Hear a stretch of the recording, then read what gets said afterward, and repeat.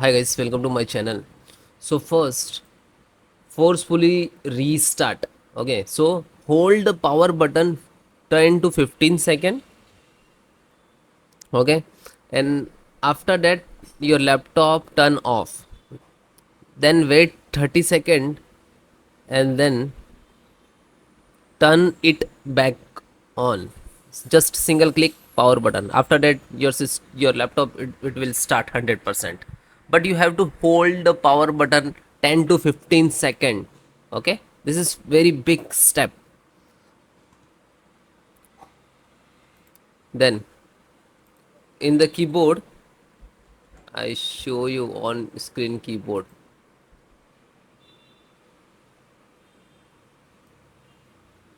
Same time click Windows, Control, Shift and B. Okay, and then close it from your keyboard.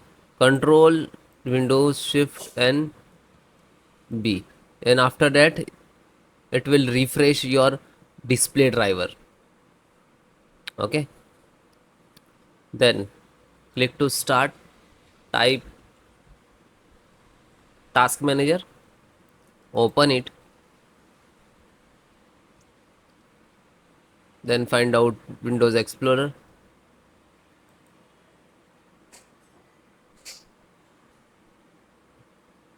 This is Windows Explorer. Right click to restart it. Then it is normalized and then close.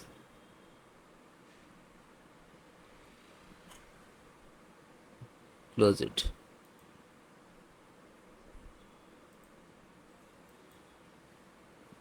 Then next click to start, type CMD. It's very important for your system.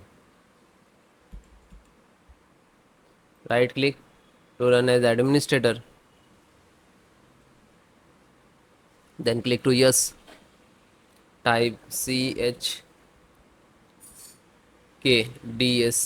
space C